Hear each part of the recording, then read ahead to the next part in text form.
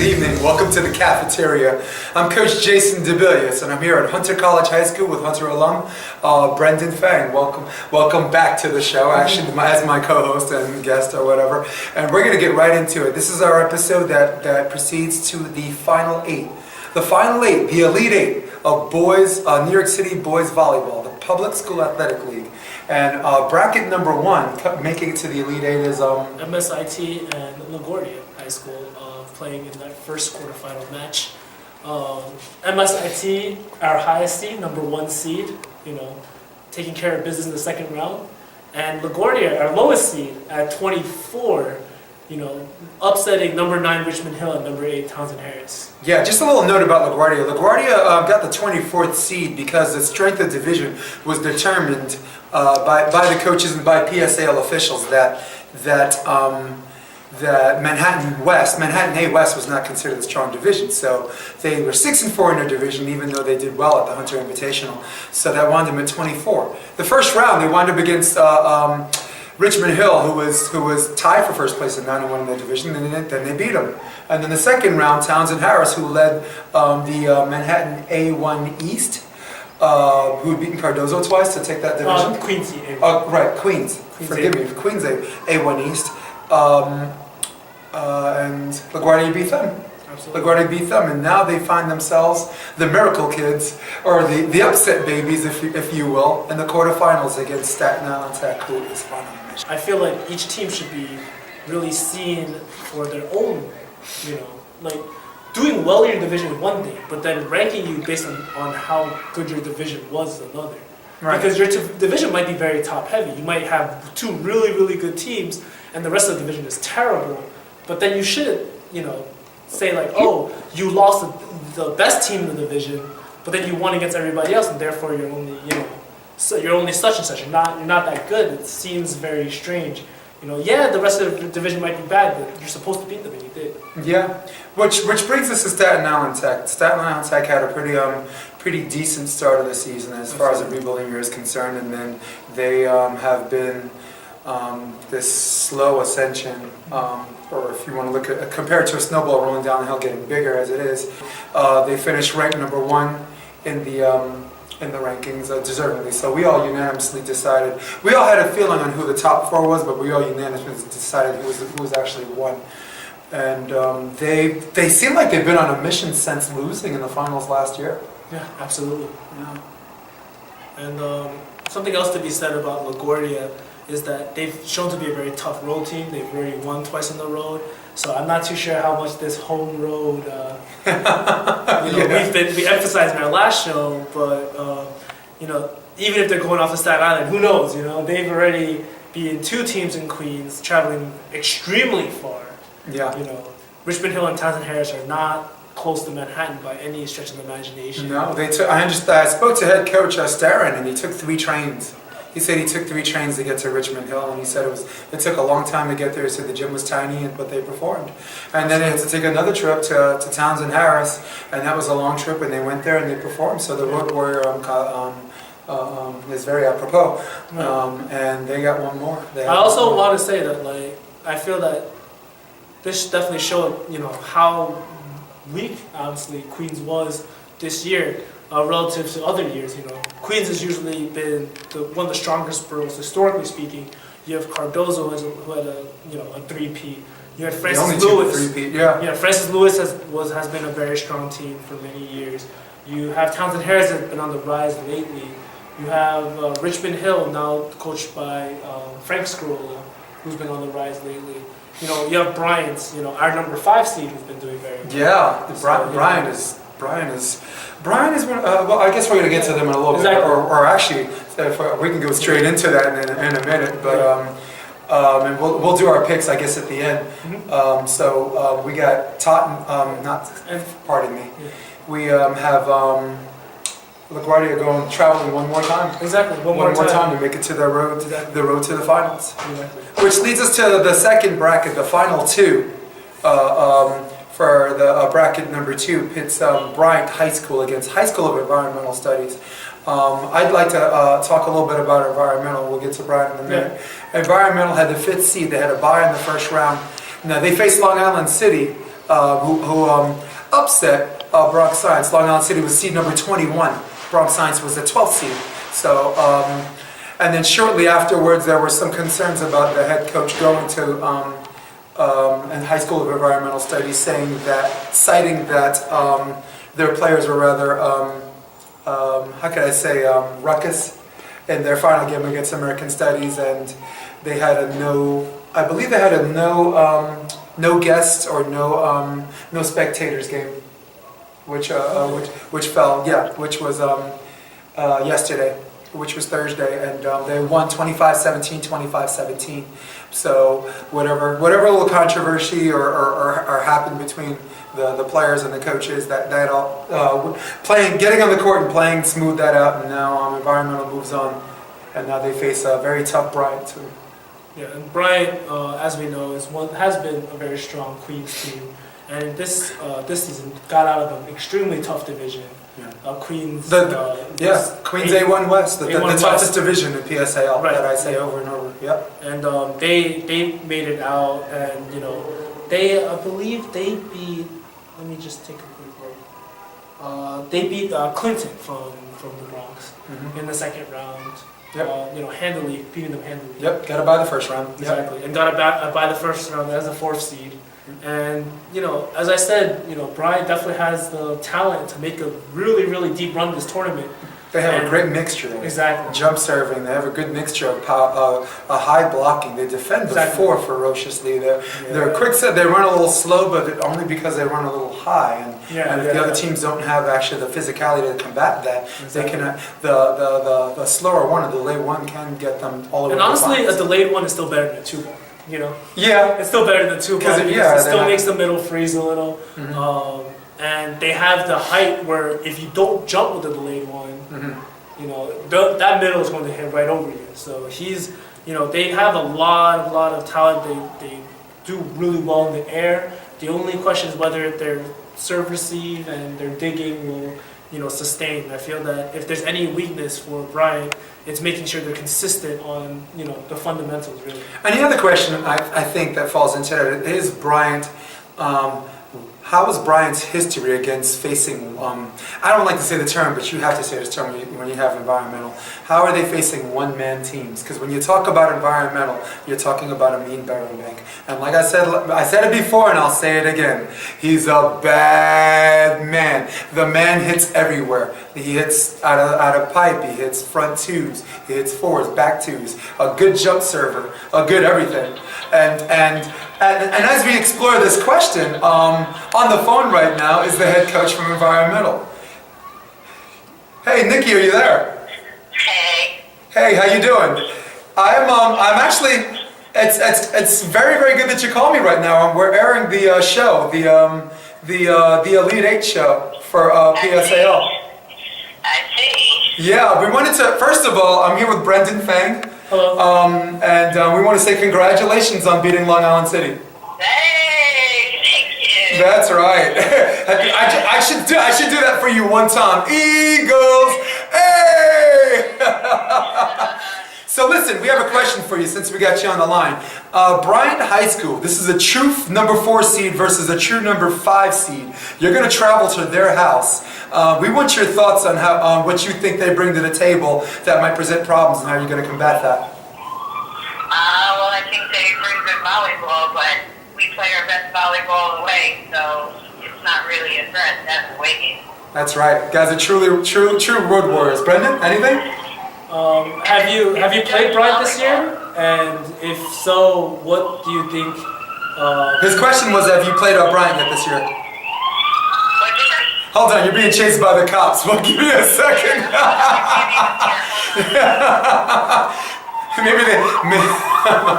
Wow. Yeah, no, his question was, have you played Bryant before? Yeah. How many times have we played them? Yeah, how many times have you played them this season? We played them once. They beat us at the aviation tournament. We did pretty poorly at that tournament, so it really doesn't say much about us. I mean, if anything, it says something about them. They're a strong team. They fought hard the whole time. They play like us. So, I mean, it showed their strengths, but it didn't show our strengths that time. So, Do you feel like they have I can't use that matchup to really say how Absolutely. things going to go. But do you feel like they have an X factor, someone that you really need to key in on? I mean, I think their whole entire team brings a lot of different things. So I don't see them as having just one person. We all don't see them as just having one person.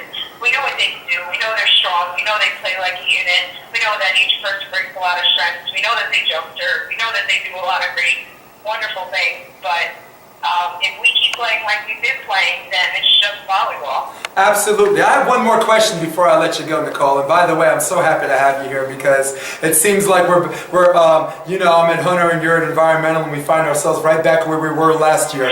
And that leads me to my next question. How does it feel to get a nice reset, to be back where you started from, with a unique opportunity to get even further? Tell me what that means to you. It means a lot, but it's an entirely different experience. I feel like this year is so much different than last year. We didn't even have all of our players by the playoffs, so it was really fighting last year versus this year where, I don't know, I don't feel like it's a fight as much as it is just good volleyball. Good, solid volleyball. Outstanding. Hey, Nicole, listen, thank you so much for your time. And if God's good to both of us, I hope to meet you in the finals and we can beat the hell out of each other, all right? All right, woman. Have a good day. You too. Okay, guys, that was Nicole Spieler, the head coach of Environmental High School, giving her take on Bryan High School. And I think everything she said was pretty dead on. Absolutely. Yeah, all right. Well, since she said everything we needed to say, we're going to move on to Bracket 3. Bracket 3, the number 3 seed, Brooklyn Tech, has made it to the quarterfinals. They're my odds-on favorite to win the whole thing, or should I say my preseason pick to win the whole thing. And here they are, right where they're supposed to be. And they're hosting number 6, Grover Cleveland.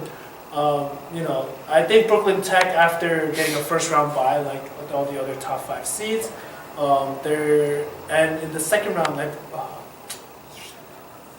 I believe They played American Studies. American Studies, and they beat them. Pretty significantly, I would say. Yeah, that was just a big mismatch. Big mismatch, exactly. American Studies was going on the road, and Brooklyn Tech was playing well that day. It's really hard to beat those two combinations. Right. Yeah, and let's say something a little bit about Grover Cleveland. Well, Grover Cleveland won an extremely, extremely close second-round match against Seward Park. Both Seward Park and Grover Cleveland, I thought they won their... Hey, what's up, man? Oh, you did? Very good. Hold on one second, Coach.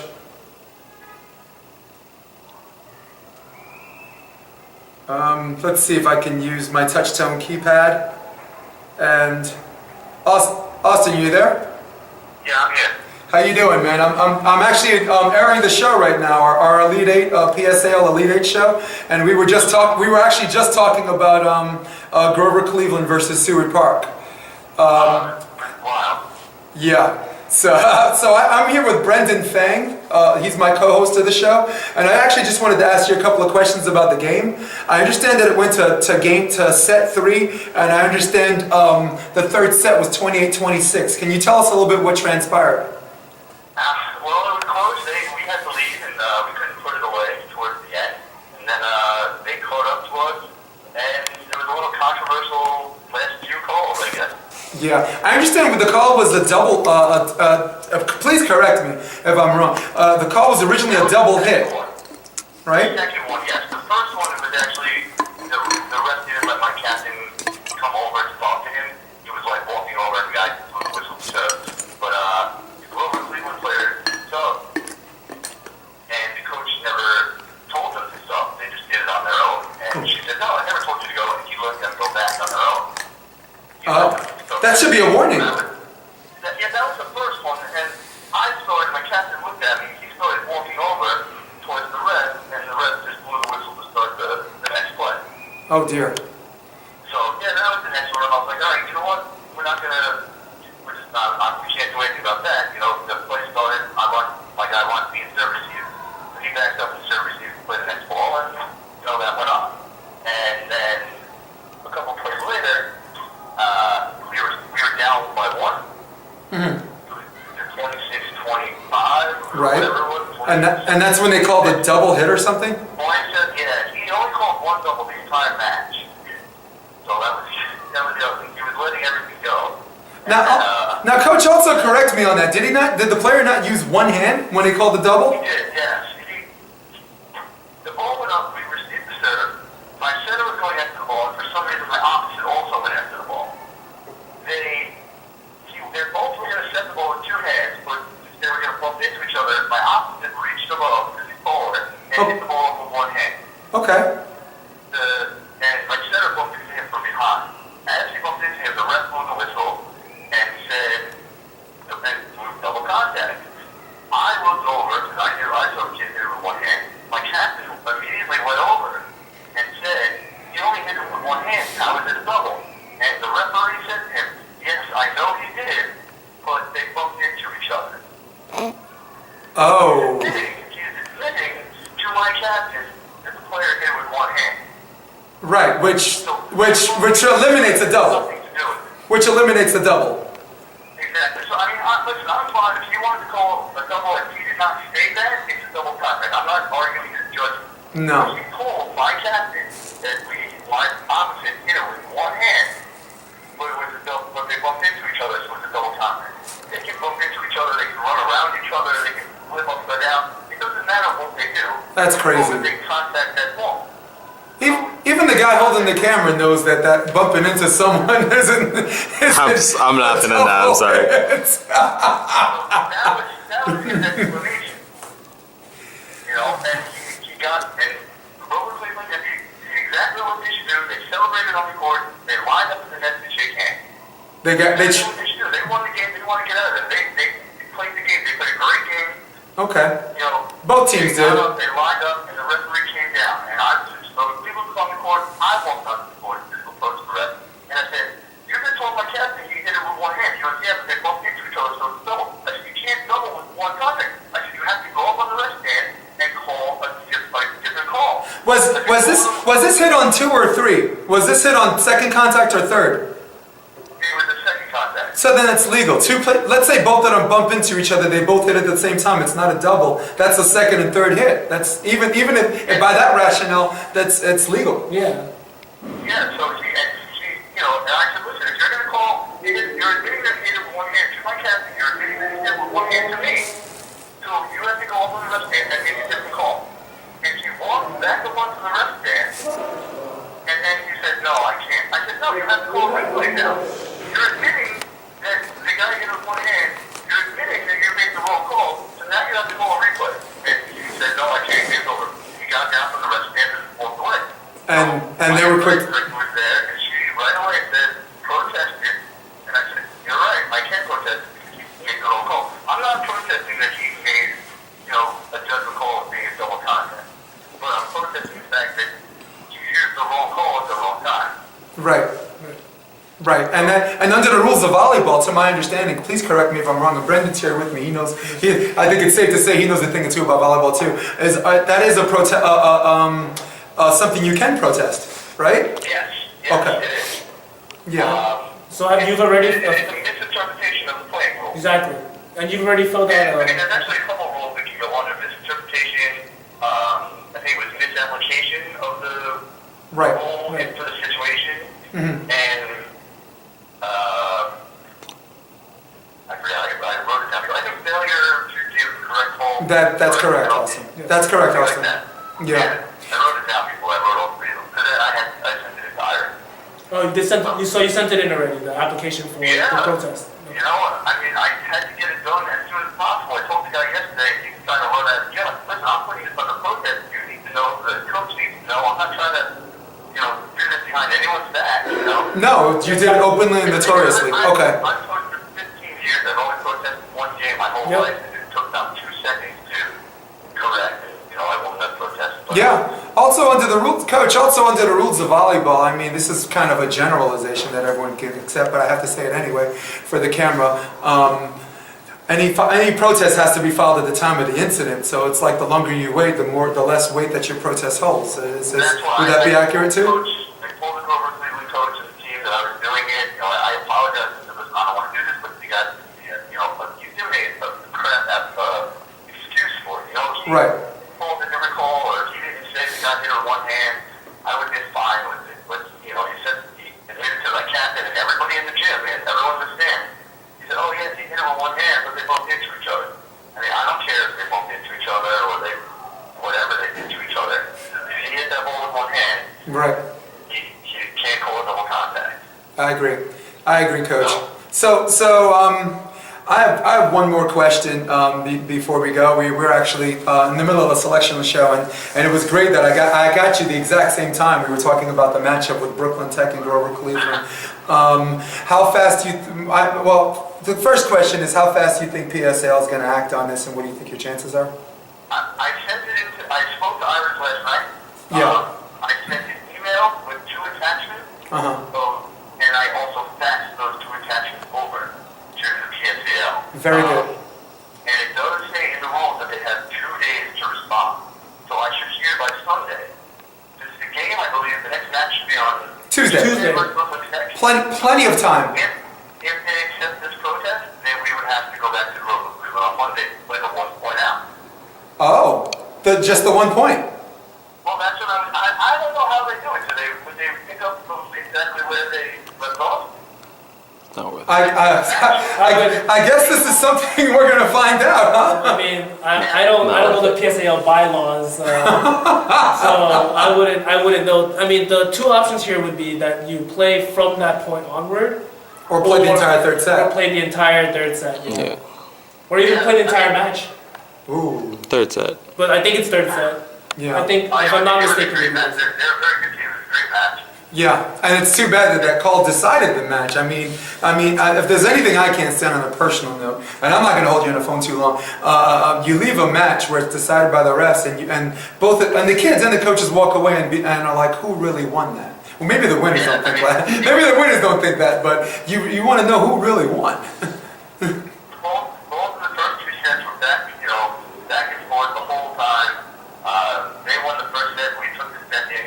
Yeah. And then the third game, I mean, we were up by 3, they were up by 3, we were up by 3, we kept going back and forth the whole time. And to go to extra points, and then, they came back.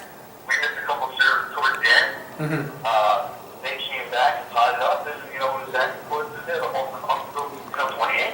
So, and my final question was, and I'm not trying to monopolize this, Brendan, which player from your team played well, and which player from their team played well? Would you say it was Juan De Jesus? Yeah, definitely number 5. That outside hitter. Yeah. He didn't just get well. That's the other one. He was playing defense too, Yeah. They pulled their libero at a service to use him a couple times. And he was passing half the court, and we were hitting the ball down the line, through the middle, and he was taking a lot too. Okay. He was definitely one of the good players. And your team? For my team,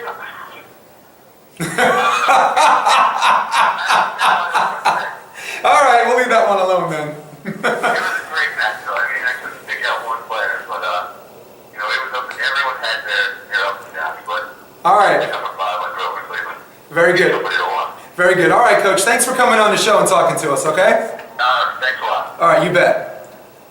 Ladies and gentlemen, that was Austin from Seward Park. He's the second-year head coach. He picked up where longtime coach Sonia Colon left off, and won the first round against Bayside, which was supposed to be in one of the Queen's Power divisions, and beat them convincingly, and had a close Squeaker against Grover Cleveland. And so who knows? Maybe Yeah. if the protest goes through on Monday, we might have to read this Elite 8 discussion might not even be relevant because it might be Seward Park. that's a big, good brief, which leads me to my last question, which I present to you before we move on to bracket 4. If the protest does not hold up and Grover Cleveland wins, or if the protest does hold up and they come back and Seward Park wins, who has the better shot at beating Brooklyn Tech? It's hard to say. That's hard to say. I feel that, in all honesty, I would say that Seward Park has a better chance of winning. I would too. I think styles make matchups. I think in terms of the style, Seward Park being a more evenly rounded team would definitely give Brooklyn Tech a little bit more It'd give him a different look because it'd be harder for Brooklyn Tech to really, pinpoint a weak area and attack it. Whereas Grover Cleveland does have its cracks here and there, although, as you know, Juan de Jesus, great player. He's a great player, but he's not. I mean, when I think of great players, he's not a world beater. I mean, I don't put him in the same category with. No one puts him in the same category with me. So I'll just preface my comments and take him out of the equation because that's not fair to anybody. Yeah. But even like Dominic or Von Titus. Yeah. So I guess he's up. He's there. But I think that he can play extremely well, and the fact is that he can become the backbone of the team because of his all-around play. The passing, the digging, and the hitting and blocking. So I feel that it's not just about offense, but he can provide help on all aspects of the game. Yep. So, but I think that Seward Park I feel a little bit more disciplined, could give Brooklyn Tech a little bit more problems. Right. Okay. All right. Well, that leads us to our final bracket 4, which. I guess by the shirt I'm wearing, you would think I'm saving the best for last because it's Hunter, it's one of the teams, but that's not why I'm saving the best for last. Tell him, Brendan. So, from information just given through a text message from the head coach of Fort Hamilton, we found out that number 15 seed Tottenville has upset number 2 seed Fort Hamilton on the road in Brooklyn. I'd love to have prepared material to actually talk about this because in my mind I was already prepared to talk about Fort Hamilton and how that matches up. I am just blank right now. Fort Hamilton from week 1, as we know, looked like looked like world beaters. Yeah, I mean they looked like the clear first seed. They were playing extremely well together. They played with a lot of confidence. I think that they played well as a team. They meshed well, and as I said, they only really kind of slipped up a little bit near the end. There were some teams that kind of really dipped hard, like LaGuardia, for example. Yeah. Only to come back up in the playoffs. Yeah. And we were, we were worried that, we weren't worried, but we didn't know which one Fort Hamilton was going to happen. And we thought, it could have been easily that Fort Hamilton kind of came up and beat all these teams that showed everyone that they should be the best team. They should have gotten that first seed. Well, it changes the dimension of the 4th bracket in 2 ways. One, stylistically, Hunter was making mental preparations for Fort Hamilton, but I think, and I'm gonna stop saying them, us. I think we're very good at adjusting for that because we'd already made mental preparations to prepare for Cardozo the second round, and Cardozo got upset by New Utrecht, who we ended up having to play them instead. Right. And we both teams went in that game blind, and Hunter, we got to the quarterfinals by beating New Utrecht 25-13, 25 a more heavily contested second set, 25-21.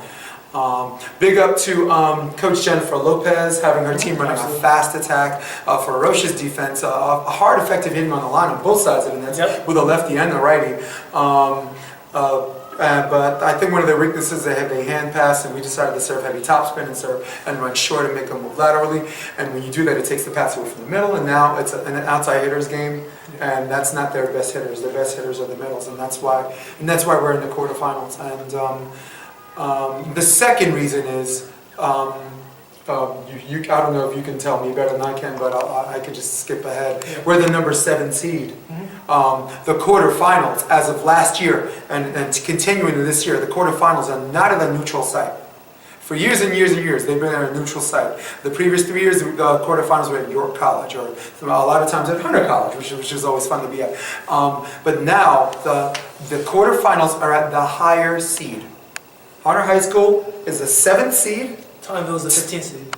So now the game is now hosted at Hunter instead of Hunter having going out to Brooklyn to Fort Hamilton. And how much do you think that means to Tottenville? I think to Tottenville, they were playing an away game no matter what. So they were playing with house money. Okay. Exactly.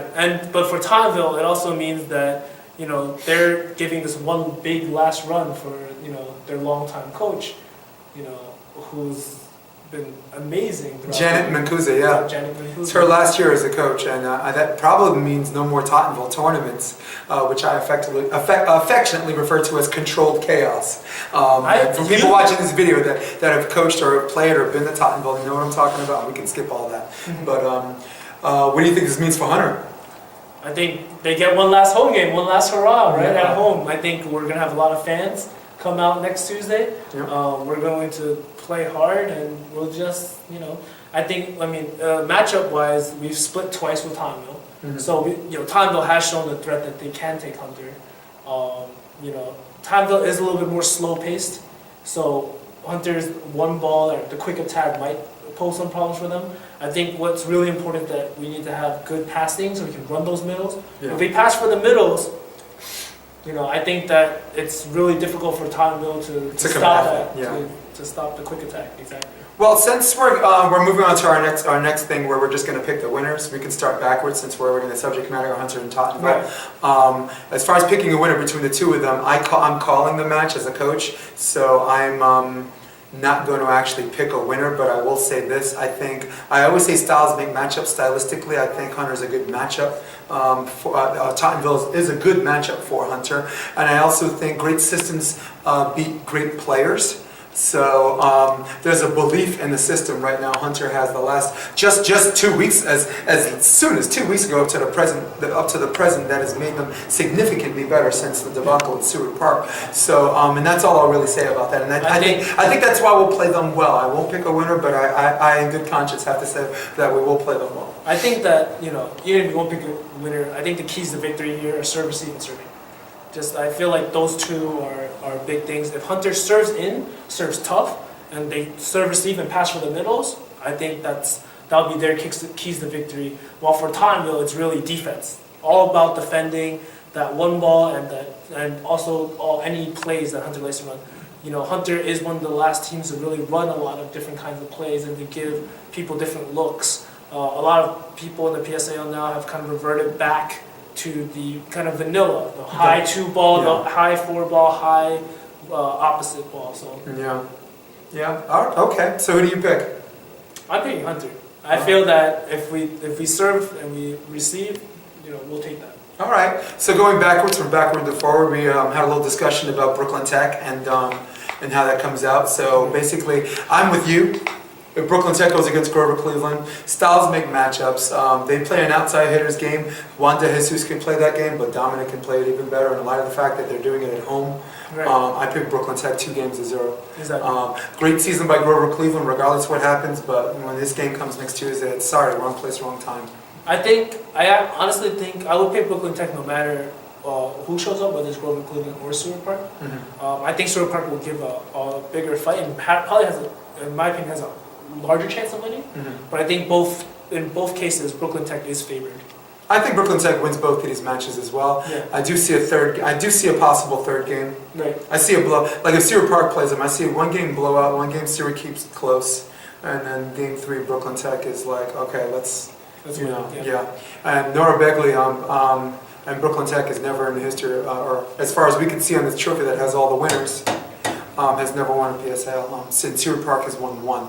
They won one in 1993, and Brooklyn Tech, who has made numerous semifinals with good teams and teams that had no business being there. Nora Begley's always been there. Which year would you say that was? Out of these winners? If I'm not mistaken, I think it was. You take a peek at this trophy. I'm taking a peek at the trophy. If I'm not mistaken, I think it might have been 2010, the last of the Cardozo dynasty. Right. I think that was with Jonah Park's senior year. Right. Okay. Or I'm not sure. It might have been 2009 and Jonah Park's junior year. Okay. But it was one of those years they had Jonah on the outside and a really really big middle. Okay. Gigantic middle, and they had a really good run into the finals, but they just lost to that dynasty, that Cardozo dynasty. So. All right. So okay. So let's move on to we're moving on to Bryant, number 4. Number 4 Bryant versus number 5 environmental studies. This is very difficult for me. I've seen both teams. I think that as you said, Amin is an absolutely amazing player, and I think honestly he's the X factor. Yeah. If if he plays well, environmental wins. If he plays all right, which is probably the worst he can play, is all right, and Brian brings out all their big guns, then Brian wins. I just think that it's really about if Brian can keep their composure during a close game, whether they can keep up good chemistry, and I feel like it'll ultimately be a chess match. You know, it's crazy. Both teams are actually pretty good road warriors. You know, if this were a neutral ground, this would have been a drag out, whatever. I'm not even sold that Bryant plays as well at home as they actually do on the road. They play really well against on the road. They play really well against teams who are complete but not as good as them. And every now and then, they can, as you've mentioned before, periodically they can just catch fire and beat no matter who walks in the gym. But the question is, what are they going to do about that bad man, Amin Barabek? If he catches fire, Bryant won't stop them. They have tall middle blocking now that's not very strong on offense, but they're doing a better job protecting the middle. And most importantly, they had an injury in the middle of the season at a key position, setter, which you thought would break the team, but the backup setter turned out to have a better connection with the hitters than the original setter. And everybody's on board, and there's a huge inner support system in this inner belief that they can go far. And the good thing is their eyes are not on the prize, their eyes are on playing volleyball. And that's crazy because that makes them a dangerous team. They're not looking too far ahead. So But I wonder. I pick who do you pick? I think I'm gonna go for Brian. Right. I mean, it's hard. It's a 4 versus 5 matchup. Anything can happen, but I think Brian might be able to pull it out. It's even because I feel that it's so scary that even if a meme catches fire, Brian can still win because of all of their weapons on offense. So it's to me it's not even a question of how well Amin does, right? But how well the rest of the team does. Right. So supportive. So here's the reason why I think Environmental can win. Long Island City is a very tough team. They're in the same division with Bryant, and they actually hold a victory over Bryant in the finals at the Aviation Tournament. Now that was only 2.5, 3 weeks before the playoffs started. But the way that Environmental manhandled Bryant, it doesn't. I'm not going to be strawman here and say that automatically means that just because they beat Long Island City 25-17, 25-17, they're going to beat Bryant worse. That's not how it works when you talk about styles making matchups.